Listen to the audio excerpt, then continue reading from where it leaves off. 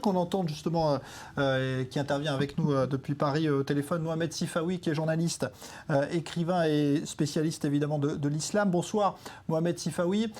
Au regard de ce qui se passe en France aujourd'hui, il y a un décalage, évidemment, ce qu'on entend là, c'est-à-dire que certains jeunes au Moyen-Orient, dans certains pays arabes, qui commencent à se remettre en cause, en tout cas l'éducation religieuse qu'ils ont reçue et s'éloignent de la religion. Et puis en France, ces jeunes Européens musulmans qui, eux, se radicalisent au point de commettre ces tueries affreuses de vendredi dernier.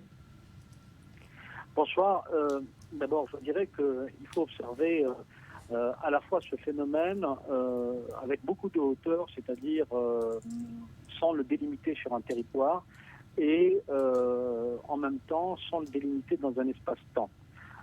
On s'aperçoit en fait que les jeunes, notamment, mais les sociétés en général, ont été soumises à un processus de réislamisation, un processus de réislamisation qui a été initié par deux écoles de pensée.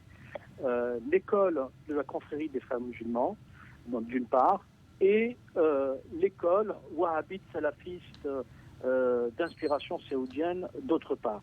Les deux écoles ont voulu, d'une certaine manière, nier les singularités à la fois régionales, culturelles, qui étaient contenues dans les sociétés musulmanes jusqu'aux années 70-80, en cherchant à homogénéiser les sociétés musulmanes sur la base d'une escroquerie selon laquelle l'islam est homogène et monolithique. Alors, un examen froid et critique va très vite, démentir cette approche qui est celle de tous les courants islamistes.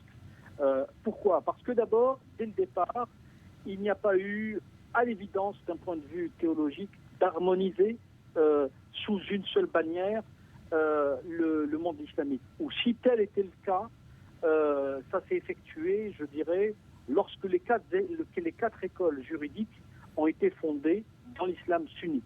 Et cela a évidemment eu lieu bien après le schisme entre sunnites et chiites. C'est-à-dire que depuis près de 14 siècles, plusieurs courants, plusieurs sous-courants, parfois plusieurs sectes ont traversé le monde islamique. Et disons, même lorsque il y avait cette logique de califat qui unifiait d'un point de vue politique le monde islamique, il y avait une cohabitation entre les différents courants. Une cohabitation généralement pacifique, d'autres fois moins, selon les périodes, selon le caractère et la personnalité de ceux qui avaient entre les mains les destinées du monde musulman. Alors lorsque il s'agissait de califes, par exemple, comme ce fut le cas sous l'époque abbasside, de califes plutôt ouverts, il y avait des périodes fastes où c'était plutôt des Avicennes et des Averroès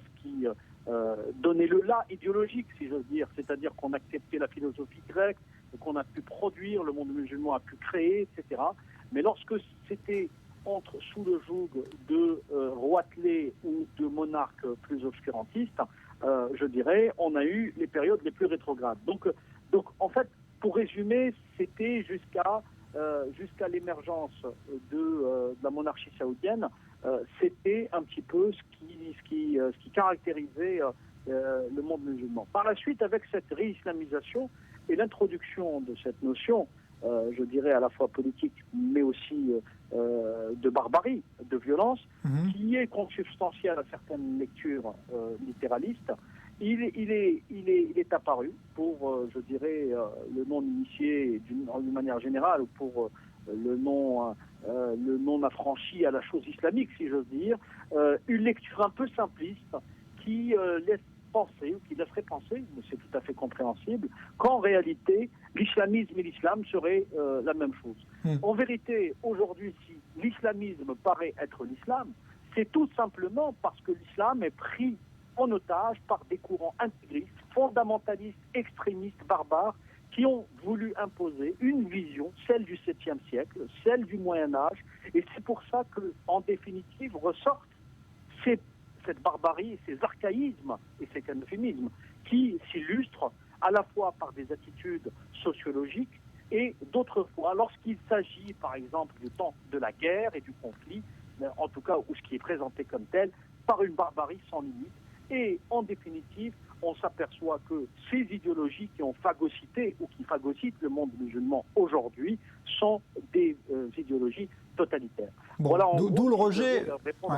Pardon d'avoir été un peu long, mais ce sont des questions un peu complexes. Oui, mais d'où le rejet, peut-être que vous constatez, vous, Meir Masrifaki, aujourd'hui, évidemment, ce n'est pas du tout incompatible avec ce qu'on vient d'entendre. C'est-à-dire qu'aujourd'hui, face à certains excès constatés, il y a un rejet qui se manifeste, mais qui ne touche pas on va dire, les populations musulmanes d'Europe, pour l'instant.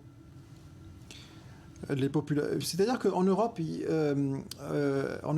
y a dans la radicalisation, entre autres, mais il y a aussi une dimension sociale.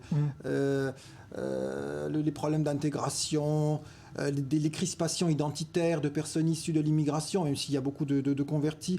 Tandis qu'au Moyen-Orient, le rejet de l'islam s'inscrit très souvent dans un cheminement, j'ai envie même de dire nationaliste.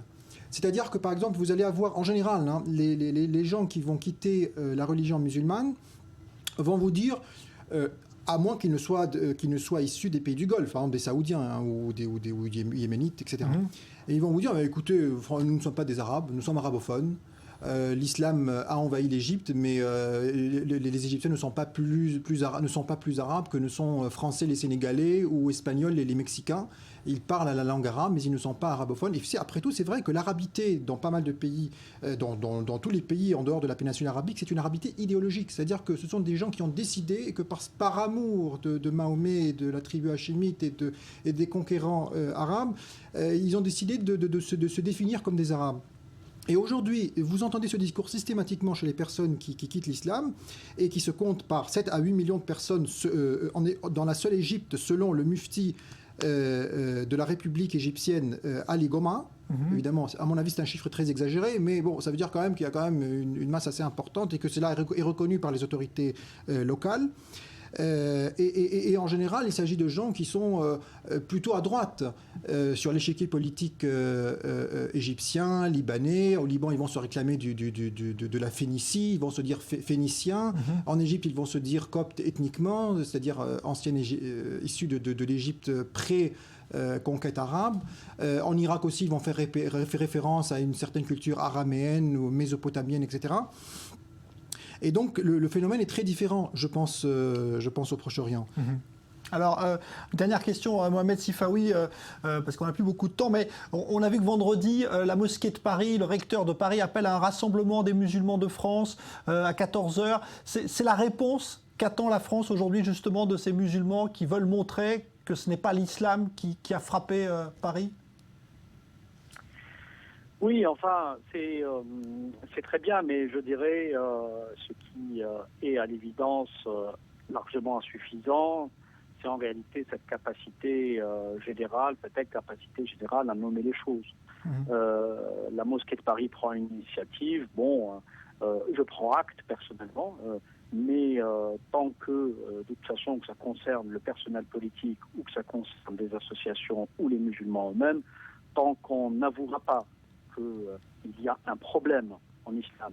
Et même si cette expression barbare n'est pas toute l'islam, mais c'est la maladie de l'islam, comme l'a nommé notre regretté Deloued Medeb, l'intellectuel d'origine tunisienne qui avait écrit et tant écrit sur ces questions-là, tant on ne reconnaît pas que l'islam est malade de ses intégristes, que ces intégristes ont phagocyté la pensée musulmane aujourd'hui à plusieurs niveaux.